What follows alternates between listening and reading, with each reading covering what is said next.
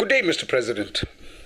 If ever this gets to you, I appeal to you, I make this supplication that you will take the time to listen to the message of an ordinary citizen of South Africa.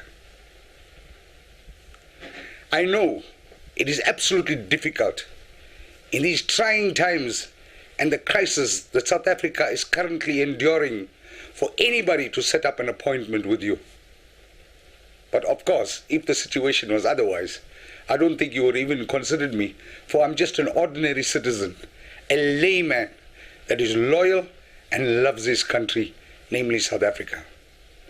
Just to take you back, Mr. President, I had the good fortune of sharing the platform with you in Pietermaritzburg at an ANC rally.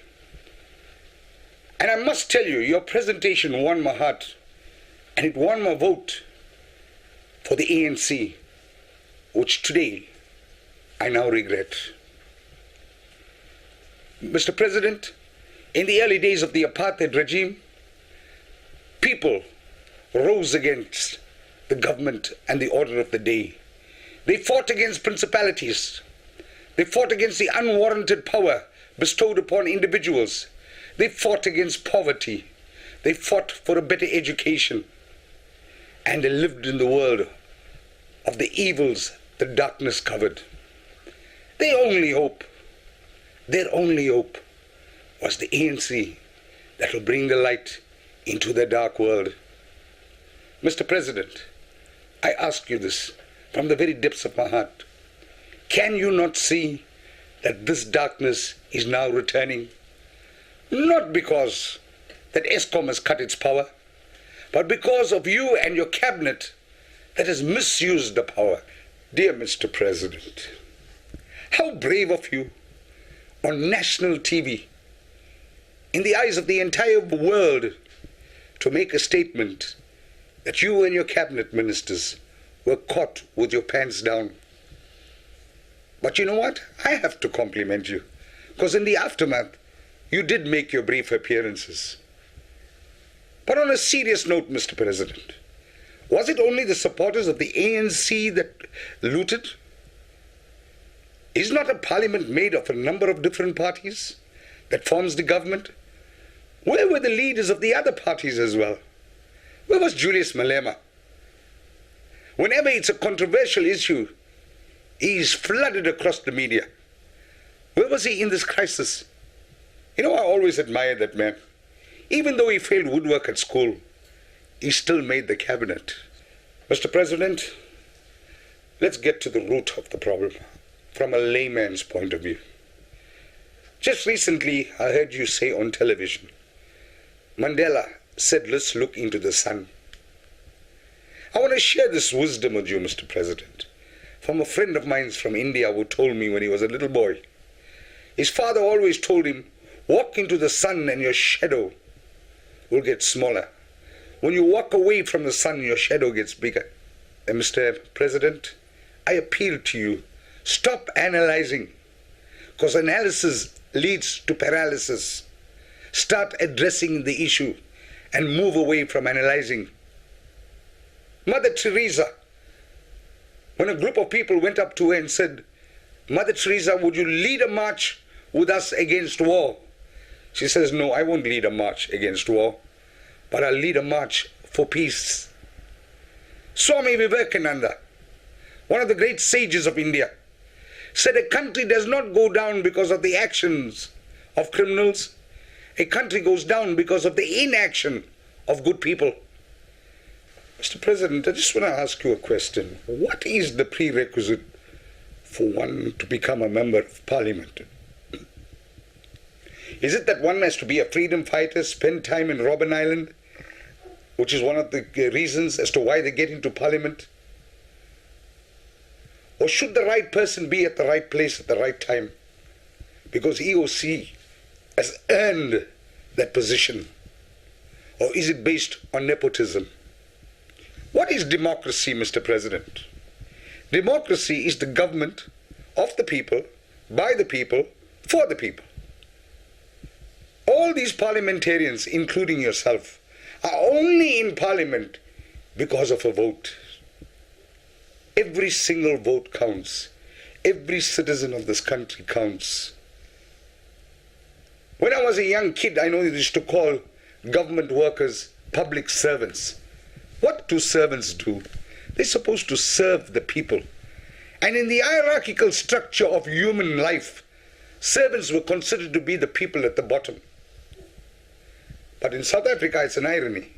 You guys are on the top. Whilst those thousands of people were looting, those so-called individuals who incited those people, capitalized on the mind because of the unfortunate conditions that they come from, were sitting in luxury. Whilst the country was burning, you were protected by state security, living in mansions. Let's get to the crux of the matter, Mr. President. Tell me, if you or any member of your parliament got sick, would you go to a provincial hospital or would you go to a private hospital? A question like that needs no thought, because you will go to a private hospital. Of course you want the best treatment. Of course you want the best specialist. But you design the infrastructure of the provincial hospital. So if it's not good for you, then how could it be good for the people of the country that put you in that position where you are today? Another question I'd like to ask you, Mr. President. What schools did your children go to? Or what schools do your grandchildren go to? Or what schools do the children of the parliamentarians go to? Or what schools do the grandchildren go to? If it's a provincial school, Mr. President, they've won my utmost respect. But I can tell you what, they go to selective schools, and yet you designed the public schooling system. It's not good for your child. How can it be good for somebody else's child? What changes did you make in education? Let's take the core issues of any economy. Education, the future of a nation lies in the minds of our children. Do you believe that? What changes did you make? Change pupils to learners, teachers to educators, home economics to consumer studies, change the street names. What constructive change was made towards the betterment of the quality of education, reducing the pass rate to 30%? Mr. President, I'm sick, I'm tired of the educational system teaching children to remember and not to think. They only learn for an exam, and after that it's forgotten. That's the structure of our educational system. Let's create thinkers, because we are where we are, because of the way we think. Are you affording those kids that opportunity? Are our teachers qualified to detect potential? It's a question only your educational authorities, the people that designed the system, can answer. To you and the members of parliament, what does the education system promise to the youth of today? Here's a parent who's got a child who gets 7 A's, 9 A's, and cannot get a place in his own country in medical university. And these parents are forced to send the children overseas to study. And when these children do qualify, whose moral obligation is come back and serve the country, want to start a new life overseas. What have you done? Look at the brain drain that's taking place. The quality of labor that we are using, which the country can benefit from. Mr. President, think. Just think about everything you do. What happened to the new city that you promised us when you came into power? You promised us you was going to build a new city. What has happened to that? You know, Mr. President, what's worse than being blind is having a vision or having a sight with no vision. That's worse than being blind. Having a sight with no vision. Mr. President, there was so much of promises that were made. But experience has taught me that if you don't drink from the fountain of experience, you'll die of thirst in the desert of ignorances. Promises are like babies, easy to make, hard to deliver. Why do you speak in generalities? Any member of parliament will speak in generalities. We plan to improve roads, we plan to improve schools, get to specifications. 80% of your municipalities have failed the audits. Can't you see that you have men who don't know how to run these municipalities? Men that were tempted by the evil force of money, who have become slaves to money instead of being slaves to the people, that they promise to offer a better life. How amusing. Yes, you promised a better life. The question is, a better life for who? For those in Parliament or for the citizens of the country? Start speaking in specifics, Mr. President. If you are saying that you are going to improve the roads in Kwamashu, give us the names of the roads that you plan to improve, so that we as citizens can monitor the municipalities in the way they spend public money. There's no respect for money because they don't know the value of money. Lies, deceit, self-enrichment, dishonesty, corruption is what emanated from the Zondo Commission. What's being done about it?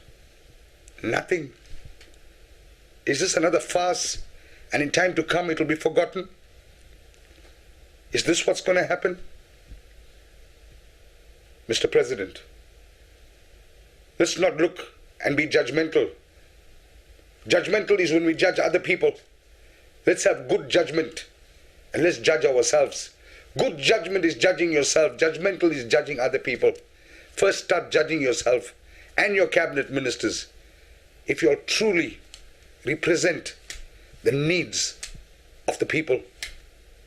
Mr. President, to you and your cabinet ministers, there's a book, a set work I did in school called Animal Farm, where it said all animals are equal, except that some animals are more equal than others.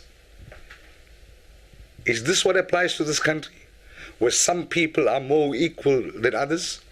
Or are we all equal in the eyes of God and all equal before the law? But it doesn't seem to be the case in South Africa.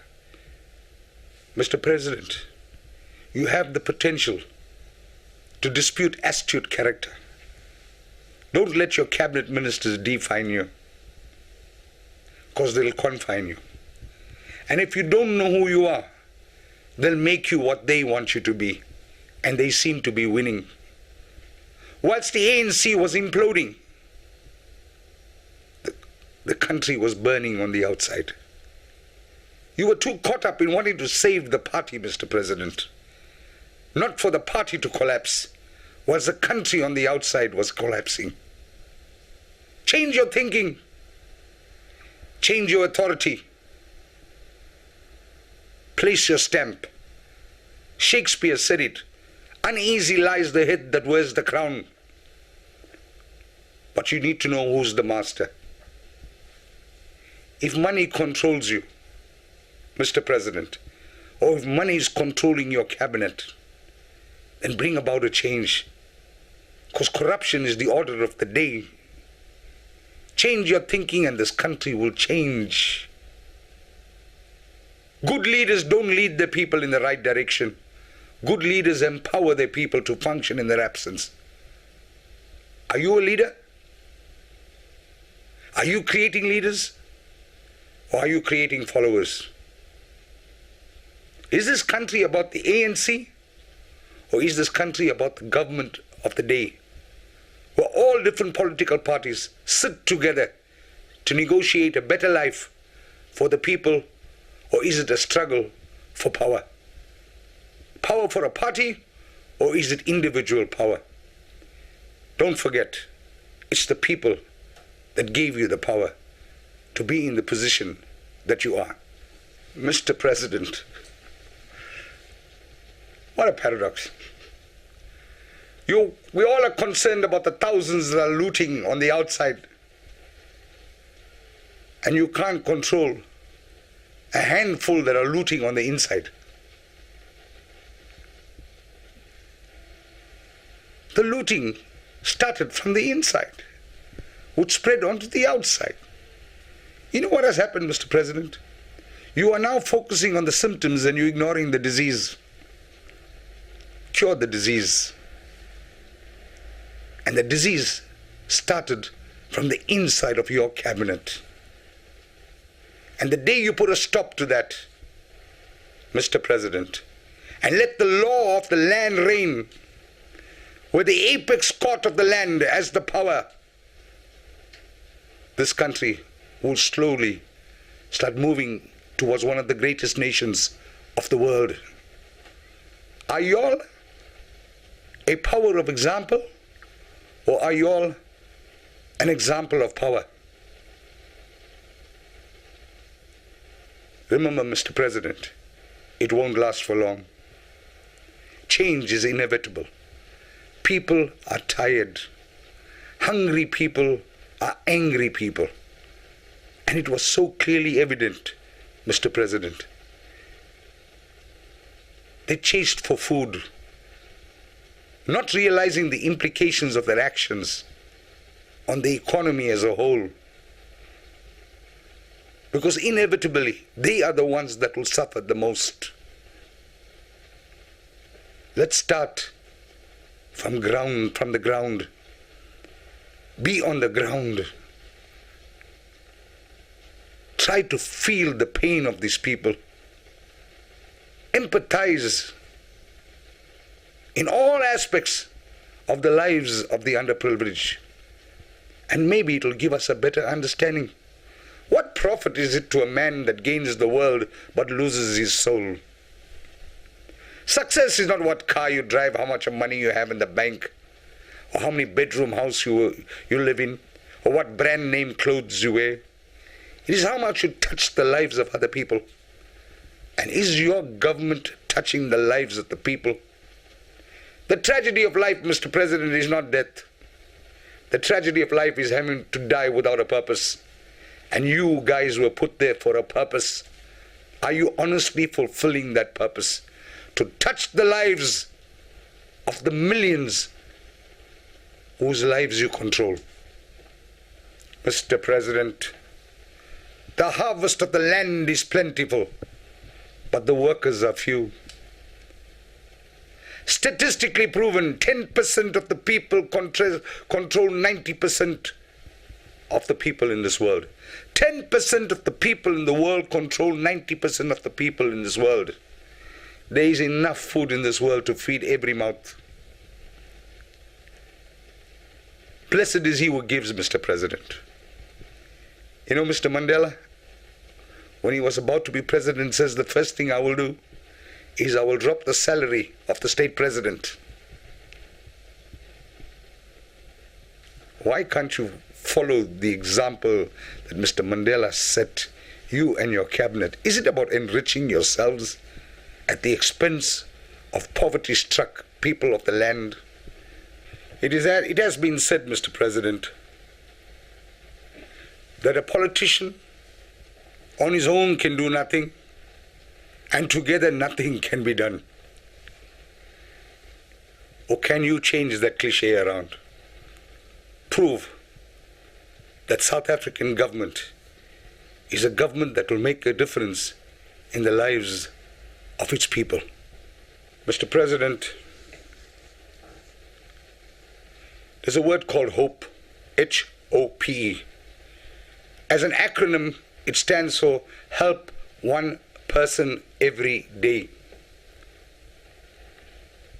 In the government context, HOP stands for help one parliamentarian every day.